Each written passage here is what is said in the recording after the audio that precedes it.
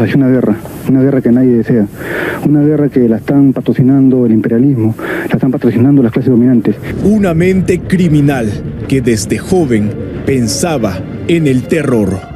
Víctor Polay Campos, el líder del movimiento revolucionario Túpac Amaru, el cabecilla que secuestró y privó de su libertad a empresarios, políticos y autoridades en los peores lugares que un ser humano puede albergar.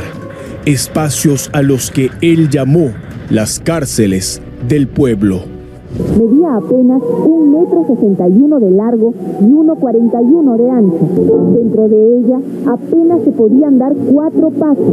No tenía servicios higiénicos, ni una sola ventana. El infierno se volvía realidad en estas mazmorras, prisiones subterráneas donde carecía el oxígeno y a duras penas los terroristas del MRTA alimentaban al secuestrado.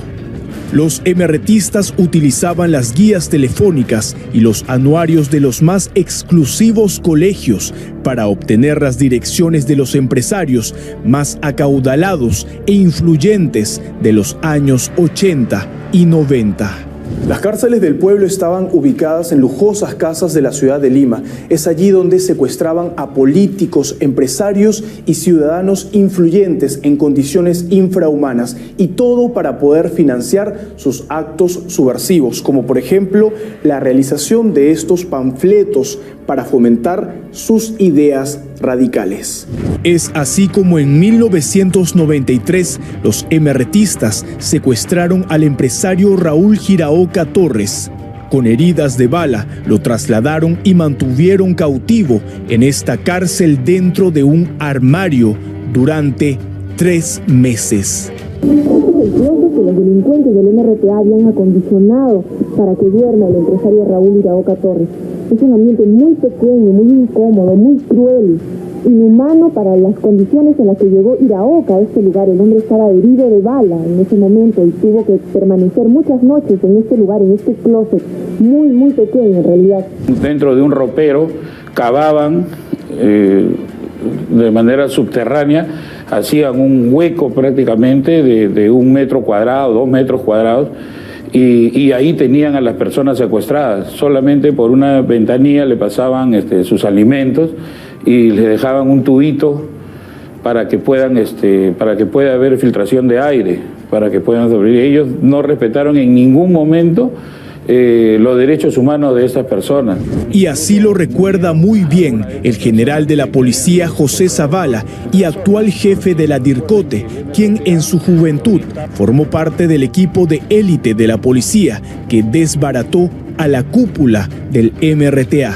Incluso murieron algunas de estas personas que habían sido secuestrados por el MRTA, y todos estaban bajo la dirección de Víctor Polay Campos, ¿no? Entre las víctimas de Polay Campos estuvieron David Bayón, representante del Banco Minero, el empresario y editor español Fernando Manrique y el empresario Pedro Miyasato. Eran torturados para hacer videos y hacérselos llegar a la familia para poder conseguir el dinero y presionarlo de esa manera. Tuvieron el secuestro y asesinato del ingeniero minero David Bayón Vera, del señor Miyasato, un empresario de Lunas, el secuestro de Raúl Giraoka Torres, que fue liberado justamente por un grupo especial de la policía. Víctor Polay Campos fue capturado por primera vez en 1989. Fue recluido en el penal Castro Castro y después protagonizó la fuga que dio la vuelta al mundo. Él y otros 47 terroristas escaparon por un túnel de 200 metros que colindaba con una casa.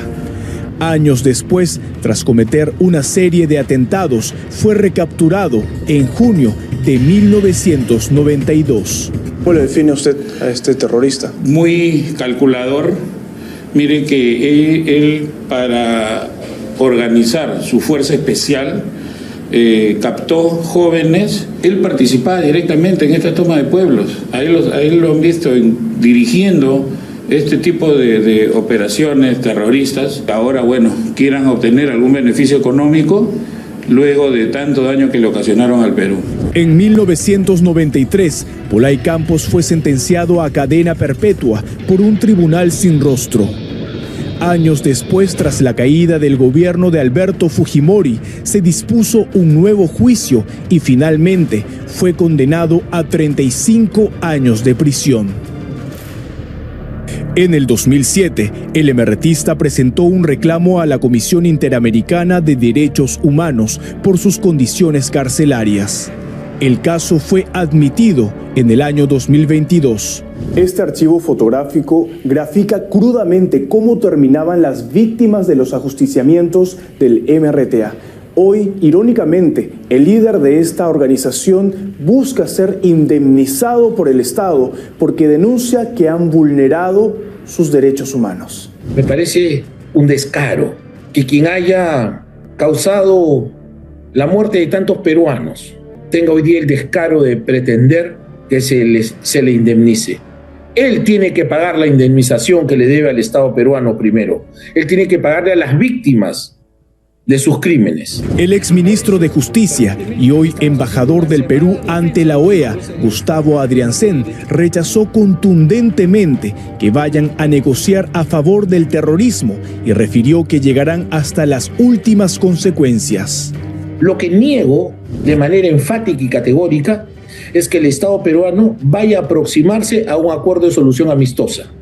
El Estado peruano no negocia con delincuentes terroristas y por eso, permíteme, estamos haciendo una cerrada defensa de los intereses del Estado en materia de derechos humanos ante la Comisión Interamericana y ante la Corte Interamericana. La condena al terrorista Víctor Pollay Campos terminará en el año 2026, luego de 35 años en prisión, tras ser acusado de dirigir los secuestros y asesinatos entre 1980 y 1992 como líder del MRTA.